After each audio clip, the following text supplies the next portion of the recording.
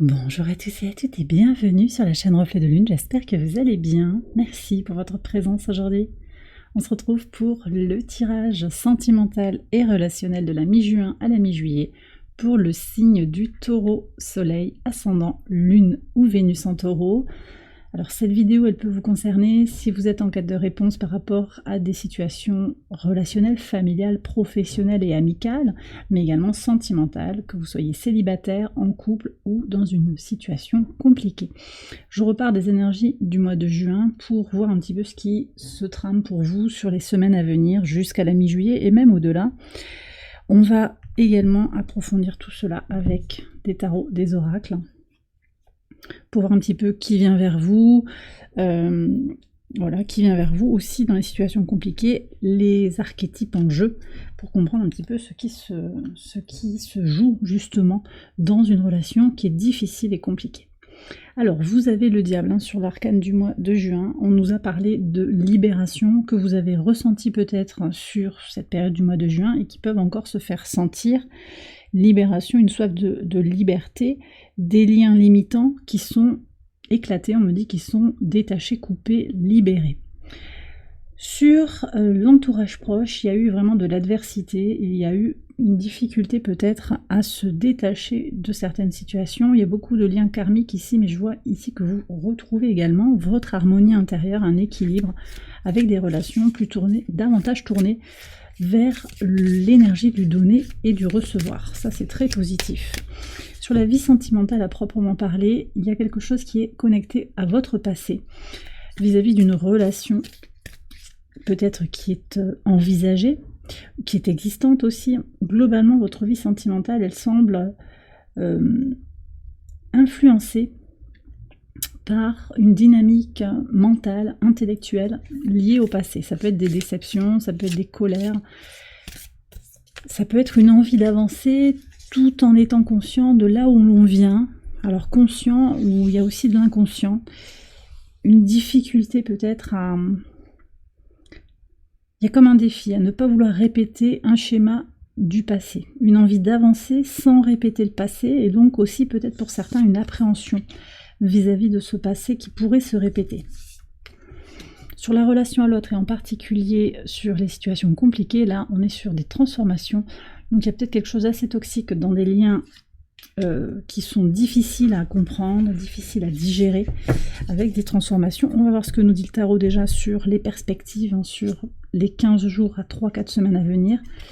Alors, Reine de denier, donc ça me plaît beaucoup parce qu'on voit que vous reprenez votre pouvoir par rapport à l'entourage proche. Il y a un côté aussi très pratique, une dimension très pratique par rapport au pragmatique, aux relations à l'autre. Est-ce que c'est ok? Est-ce que je me sens nourrie? Est-ce que quand je suis au contact de ces personnes, je me sens apaisée? Qu'est-ce qu'elles m'apportent ou pas? Et en fonction, on va faire du ménage autour de soi. C'est comme l'énergie du diable qui continue de s'exprimer sur la période. Sur la vie sentimentale à proprement parler, vous avez un superbe roi d'épée qui parle bien d'une maturation, de cette idée aussi d'oser passer à l'action. Ah, c'est pas le roi d'épée, c'est le roi de denier ici, et qui a quand même cette énergie d'épée qui est déjà très présente dans la carte, mais alors donc le mental avec cette percée, cette volonté, cette maturité, c'est bien ce que je vous disais, ce qui va dépasser, alors très intéressant, on a la reine d'épée, la reine de denier et le roi de denier. Il y a un duo là, je vais en parler après. Donc je reviens sur ce roi de denier, très focalisé sur le résultat, le concret, très pragmatique. Ça, c'est votre énergie retrouvée avec cette maturité dans la matière, pour concrétiser des choses. Donc on va vraiment évoluer, je sens par rapport à ce cavalier qui était là. Alors c'est un cavalier d'épée, mais j'ai senti un roi d'épée. Ce qui vient très présent, c'est ce mental qui évolue. Et aussi un équilibre entre votre masculin et votre féminin, que vous soyez un homme ou une femme. Votre polarité masculine, votre côté pratique, votre côté concret, terre à terre, actif, et votre côté plus réceptif, plus intuitif aussi. Il y a vraiment un équilibre aussi qui se fait comme ça. Il y a peut-être une rencontre, un duo, avec quelqu'un qui est déjà présent dans votre entourage ou qui vient de rentrer dans votre vie ou qui s'apprête à rentrer dans votre vie. Sur les relations compliquées, vous avez la mort 2 fois. Merci mes guides. Je la ressentais, hein, cette carte, je la sentais venir. Oui, donc on nous confirme bien que les transformations, ces énergies du diable qui sont défaites, hein, petit à petit, elles continuent sur le mois de juillet. Elles vont continuer même au-delà. Vous allez avancer comme ça en libérant des choses, en transformant les choses autour de vous. On va regarder qui vient vers vous. Alors, qu'est-ce qu'on a? On a le 3 de coupe. Alors, j'ai l'énergie cancer ici, balance. J'ai taureau aussi qui vient.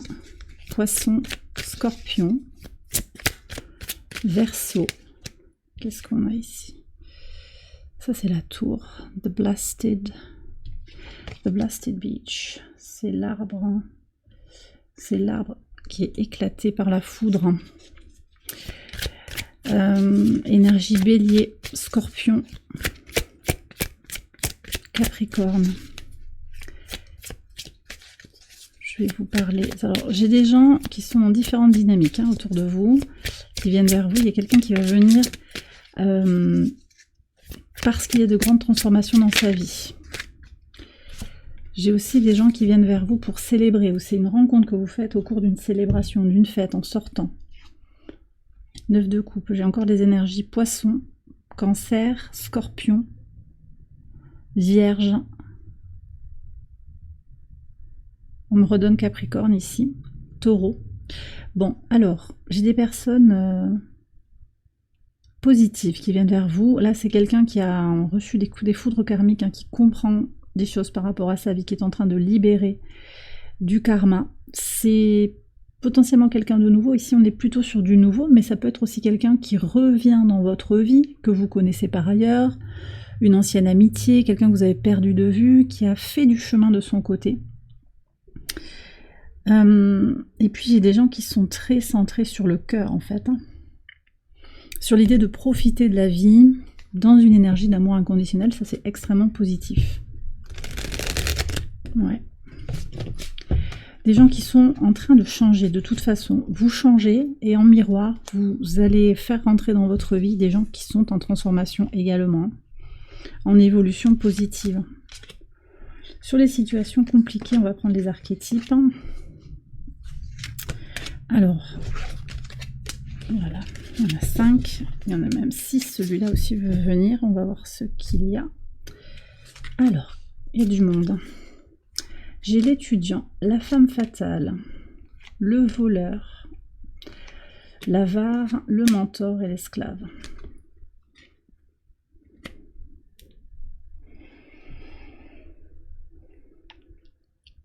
J'ai plusieurs situations ici. Alors, déjà, on parle d'une situation où on vous prend quelque chose. Donc, j'ai des gens qui se font voler leur énergie, dans la relation difficile. Vous sentez qu'on se sert de vous.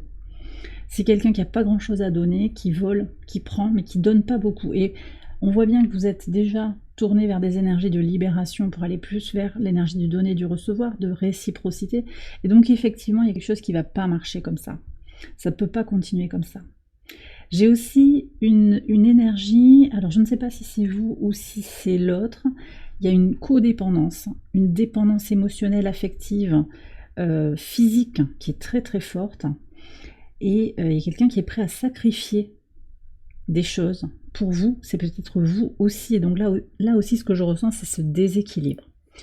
J'ai un troisième, on me bloque la gorge. Troisième scénario qui est peut-être lié aux autres, avec quelqu'un qui apprend de l'autre. Il y a aussi cette idée de déséquilibre dans la relation, c'est moins marqué quand même.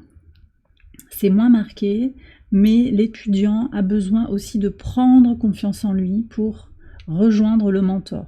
Si on est dans une situation déséquilibrée où le mentor oppresse l'autre par sa connaissance, on retombe dans une relation peut-être de dépendance. Hein, s'il y a une supériorité qui écrase, alors l'étudiant se retrouve en position d'esclave de son maître, je réfléchis, je crée pour toi et tu récoltes les lauriers. Ça peut être quelque chose comme ça. Mais ce qu'on me dit aussi, pour certains, il y a une histoire de vase communicant où peut-être dans la relation, on est à la fois le mentor et l'étudiant. Et ce mouvement, il se fait bien. Donc il y a plusieurs situations et on verra, je vais explorer tout ça dans l'extension pour voir un petit peu plus en profondeur ce que vous avez à entendre par rapport à cette situation compliquée. Je vais prendre un conseil pour vous dans la vidéo ici, un conseil par rapport à ces situations déséquilibrées. Alors, vous avez quelque chose à en apprendre en fait de cette relation qui est difficile. Il peut y avoir des drapeaux rouges à aller reconnaître. On vous demande de ne rien regretter, d'accord ? Ce qui vous revient viendra à vous.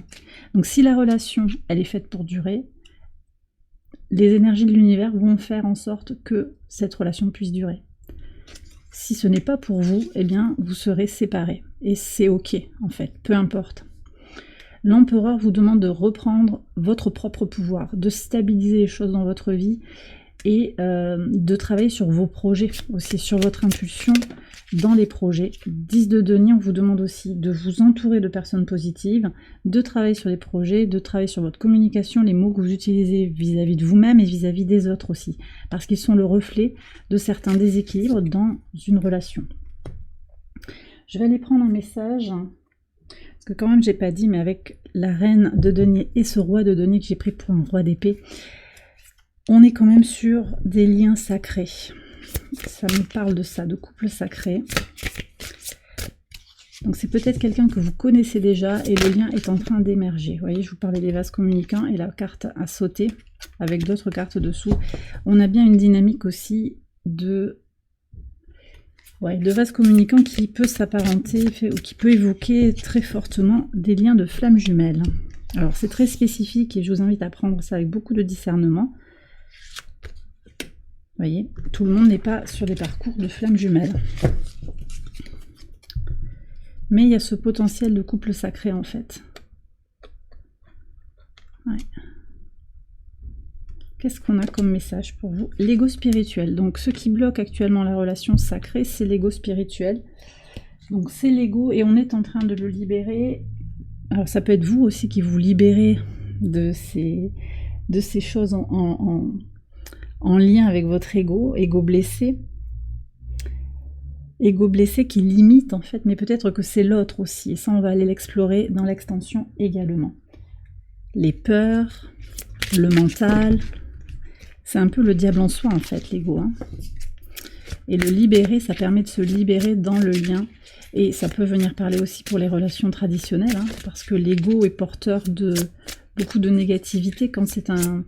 Alors, quand c'est un ego qui permet de se recentrer sur soi, oui, mais là, on parle d'ego spirituel, donc c'est dans toute la noirceur, dans toute la part d'ombre, qui peut parfois pousser à rester dans des situations de codépendance, à agir par peur et non pas avec le cœur, vous voyez. Donc ça, ce sont des choses à aller explorer. Alors, attendez, on me dit d'aller chercher un message par rapport à ça. Vous prenez si ça vous parle. Hein. As de bâton, très intéressant cette dynamique de l'as de bâton. Il y a des choses à guérir. On est sur l'énergie du bélier ici, d'après moi, avec un Chiron et le nœud nord en bélier. Donc une dynamique de prendre soin de sa vitalité, se reconnecter à ses besoins. Très connecté aussi à la saison du cancer, avec la pleine lune en Capricorne, qu'on a eu fin juin. On en aura une deuxième, toujours en Capricorne, fin juillet. Et également la nouvelle lune qui arrive, là, le 5 juillet. Nouvelle lune en cancer, donc sur l'axe Capricorne, Cancer-Capricorne, c'est moi, ma base et mon expression dans le monde. Et on vous demande bien de travailler sur cet axe-là. Vous recentrer sur vos besoins, sur vos objectifs, sur votre vitalité, d'accord? Allez, on va terminer le tirage avec quelques messages, enfin un message, il y en a deux. Des anges de l'amour, il y en a deux pour vous. Nouvel amour. Quelqu'un vient d'éveiller vos sentiments romantiques. Très beau message, d'accord. Gardez l'esprit ouvert. Votre âme sœur peut différer du type de personne que vous espérez rencontrer. Superbe message. Et bien voilà, les taureaux, j'ai terminé votre tirage, j'espère qu'il vous a éclairé. Si c'est le cas, je vous invite à liker la vidéo et à vous abonner si vous ne l'avez pas encore fait. Vous pouvez également aller voir les autres vidéos de cette série pour votre ascendant, votre lune ou votre Vénus. Je vous invite à nous rejoindre sur Patreon également pour retrouver l'extension de ce tirage. Je vous ai mis le lien en barre de description. Je vous souhaite une excellente période, je vous embrasse bien fort et je vous dis à très bientôt pour les prochaines vidéos. Bye bye.